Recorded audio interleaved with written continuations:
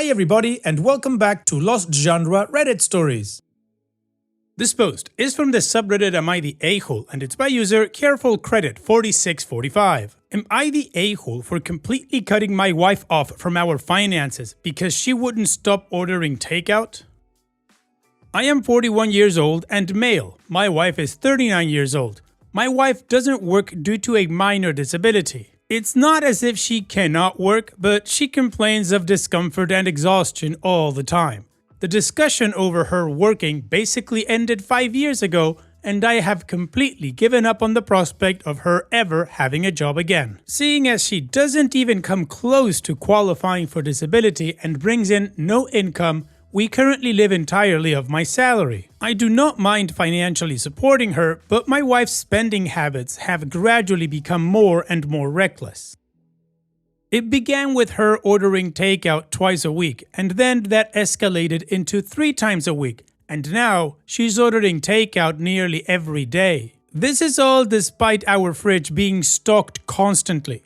I do the shopping and I make sure to even keep our freezer full of things she would only have to microwave. Last month was a particular heavy one for her. She spent $1,176 on delivery apps alone. We cannot afford this. There were several days that she ordered twice. I may have reacted harshly, but on Friday I pulled money out of our savings, completely paid off the card and then cancelled it. I then removed all the money from our joint account and funneled it into my own account. Apparently, my wife learned this when she tried to order takeout. She tried to call the company, who explained the card had been cancelled. She texted me asking what had happened, and I responded that she was cut off. Well, when I walked in the door that evening, my wife was lying on the floor dramatically saying that she had low blood sugar. I told her she could eat any of the food we have in our fridge or freezer. I also noticed that she took the garbage out, probably for the first time in a decade. I'm surprised she even knew where the outdoor bin was. I can only assume she was disposing of the evidence of what she ate, as she was pretending to not have eaten. But I honestly don't care enough to dig through the garbage to find it. She was furious at me all weekend. Was what I did over the top? Well, OP, under the circumstances that you shared, no, I think that what you did was actually financially responsible. And as you say, she could easily go to the fridge or freezer, prepare herself something to eat, and eat it if she needs it. She doesn't need takeout for nourishment, or at least I don't think so. Now, you say she has a disability, but her disability is not enough to qualify for disability. So I went online and I took a look at what would qualify you for disability in the US. And from what I read, if she doesn't qualify, then I would believe she's perfectly capable of standing on her own 2 feet, going to the refrigerator, taking food out, making a meal for her, and then eating it. And the amount of money that she spent on takeout is just ridiculous. Even if money wouldn't be a problem, that's still a lot of money to spend on takeout. OP, I don't know if there is such a thing as addiction to takeout, but maybe you'd want to talk to your wife about that. Still, not the a-hole for doing the financially responsible thing. And what do you guys think? Let me know in the comment section, and now let's check out the community comments.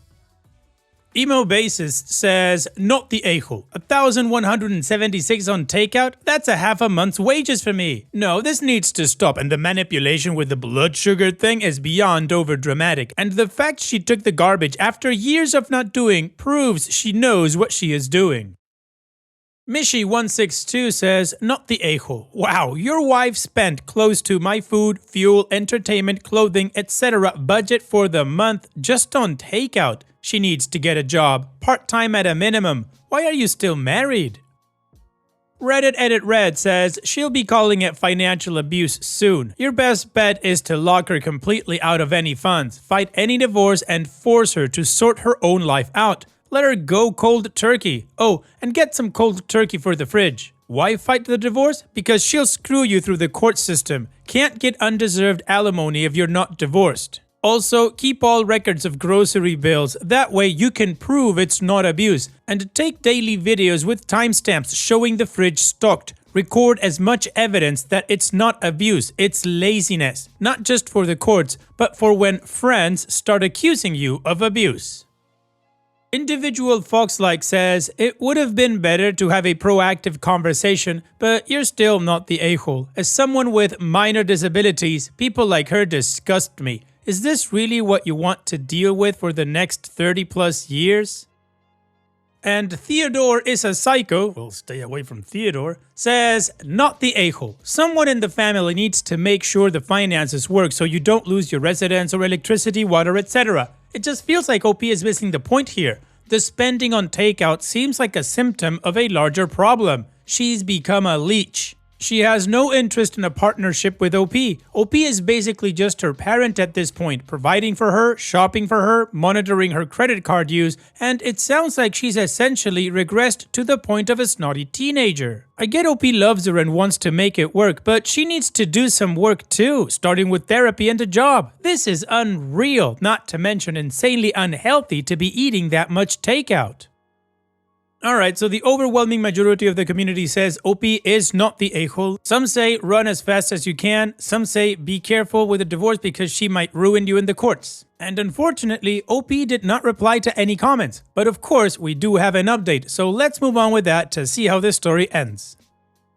9 days ago, I made a post about how my unemployed wife had spent $1,176 on delivery apps in just a month. This is egregiously outside of what we can afford to spend on takeout, and since she didn't seem willing to stop, I cancelled our credit card and moved the money from our joint account into my account. For the following few days, my wife kept talking about how I was financially abusing her. She threw several tantrums despite apparently being severely malnourished, threatened divorce, threw a bunch of the food we had in the fridge away, and tried to strong-arm me into letting her get takeout. She also tried to guess my bank account password a bunch of times. Sorry, my password isn't Taco Bell 123. This was how I learned if you try to guess someone's bank account password enough times, the bank will send them an automated email. But last Friday, the complaints and threats stopped. She seemed mostly back to normal. I figured she had given up. That was until today, which was garbage day. When I took the last bag out, before taking the bin down to the curb, I discovered half a dozen fast food bags and other takeout containers in it. My wife wasn't supposed to have access to money. I had no idea how she was affording the food. I confronted her about it, and first she denied everything. I had to bring all of her fast food garbage in to get her to fess up. She had taken out a loan. Now, I thought that she had borrowed money from a friend or family member, but she had taken out one of those predatory payday loans.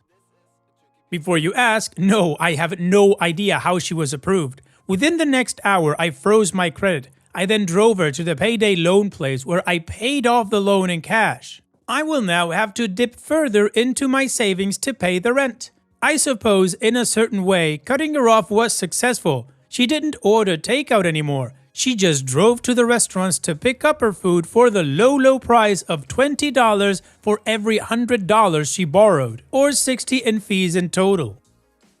In addition, I told her that we would be getting divorced. When I paid off the payday loan, I decided that would be the last thing I ever did for her. It was far more than she deserved. My sister has been addicted to heroin for over 20 years. I haven't talked to her in about a decade, but this was the kind of crap that she would pull.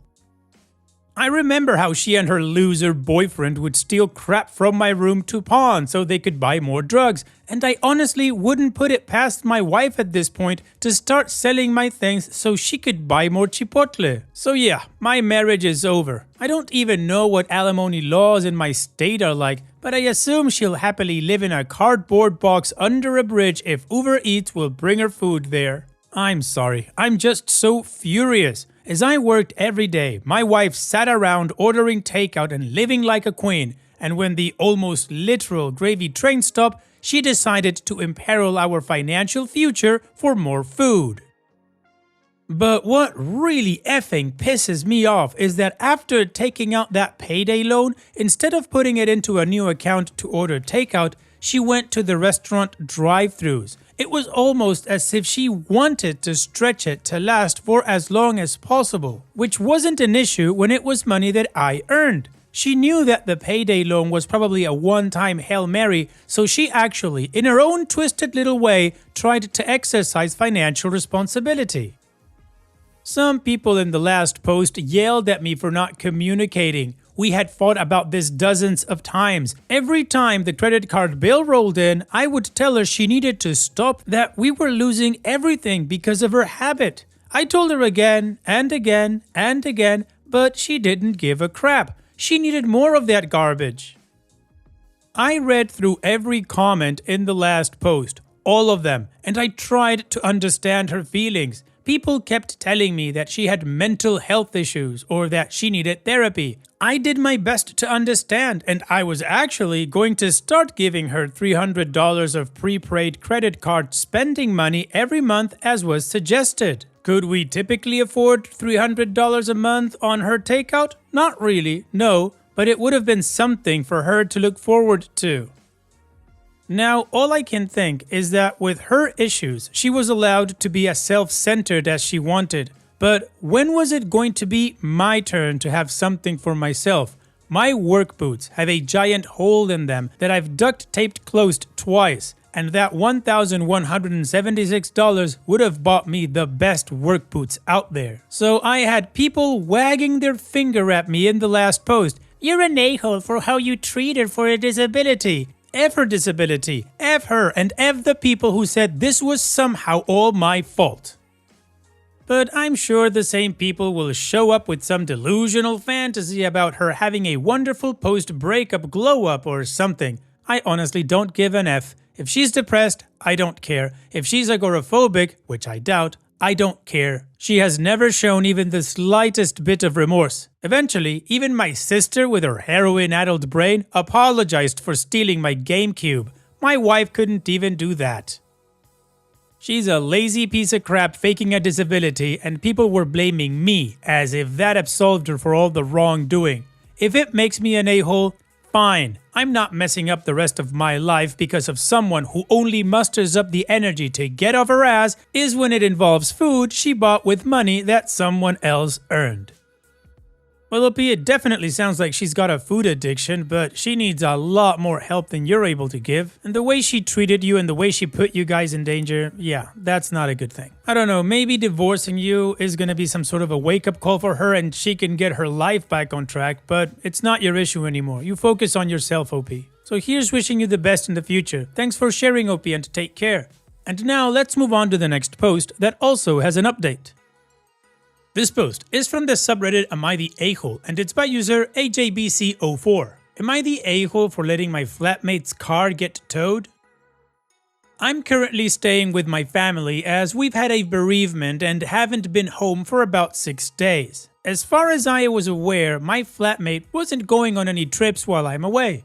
A couple of days ago, I got a text from my neighbor asking me to tell my flatmate to move her car as he couldn't get out of our building's car park for work. I told him I wasn't home and asked what he meant, and he FaceTimed me and showed me that my flatmate's car was in the space next to the entrance and exit, and was sticking out so much that it blocked the entrance exit more than halfway.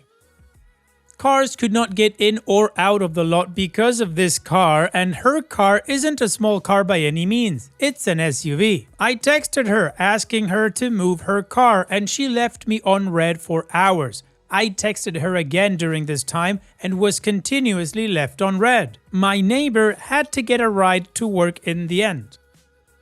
Eventually, I got a reply from her. Oh yeah, I'm gonna be out for a few days. That was it. She didn't mention anything about her car, acknowledged my messages about her car. I told her she was obstructing the only way in or out of the car park and asked if she could call her sister, who has a spare set of keys to her car, and asked if she could come over and move the car. I was left on red for a few more hours until she responded, "She's sick." She didn't respond to any of my following texts and sent me to voicemail when I called.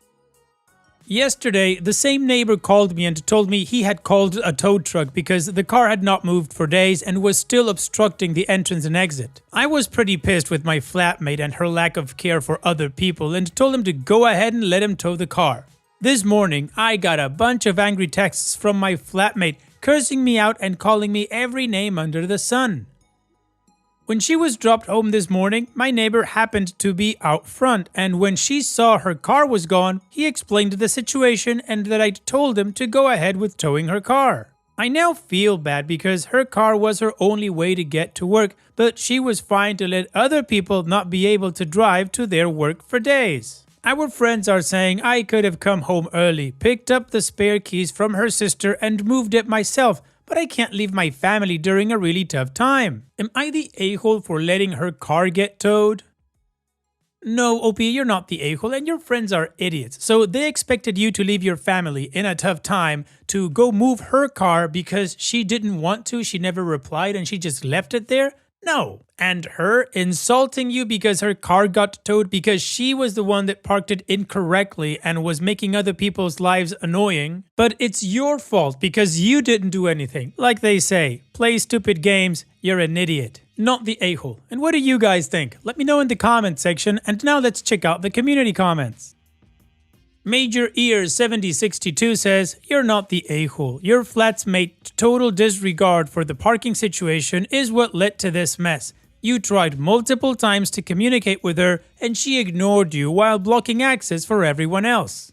You can't be responsible for her choices or the consequences that come from her actions. It's understandable to feel bad about her situation, but she prioritized her convenience over everyone else's ability to get in and out. If she wanted to avoid the tow, she should have taken responsibility when it mattered. You have enough on your plate dealing with your family bereavement. You shouldn't have to manage her negligence on top of that." Hot Blacksmith 48 says, "What? No, her car is not your responsibility. It's one thing if she asked you, but she didn't. It's not like her neighbor would have not towed her crap with or without you saying, sure. He was calling to see if she was moving it or not. Anything other than, oh, she's home, let me get her to move it, and it's getting towed. If she tries to pin this on you, find a new roommate. This chick sucks." Kim B. Books and Cats 11 says, "Your flatmate is an inconsiderate a-hole. You gave her options and she couldn't be bothered to care about anyone but herself. Not the a-hole." Quote, "Our friends are saying I could have come home early, picked up the spare keys from her sister and moved it myself, but I can't leave my family during a really tough time." End quote. Your friends suck. They truly do. You are dealing with a death in the family. I'd tell each of them that you'll be sure to tell your flatmate she can call any of them when she parks halfway into somebody else's driveway. Criminy. And Clear Salamander 196 says, she sounds like the worst. Her vehicle is not your responsibility. Driving home to get the keys and bring them to her sister, also not your responsibility. You gave her multiple opportunities to ask for help if she needed it. Multiple opportunities to even acknowledge the situation. The fact that she was able to text you when she was angry about the aftermath is wild. She clearly has no problem with correspondence when it suits her, not the a-hole. Okay, well, the community agrees. OP is not the a-hole, the friends suck, and it was absolutely the roommate's responsibility. So now, let's move on to the update to see how the story ends.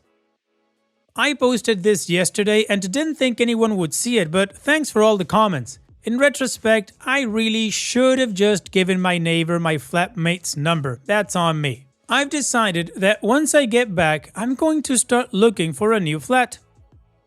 I've been thinking about moving for a while and she's been doing a lot of crappy stuff lately, but this was the last straw. My landlord is a pretty understanding person, so I think he'll let me end my tenancy agreement early. My flatmate keeps texting me, threatening to sell my bike. I don't have a car, so I cycle to work. She doesn't know the security passcode to the building's bike shed or my bike lock combination, so I'm not sure how she'd get my bike to begin with, but I'm going to change the combination when I get back just in case.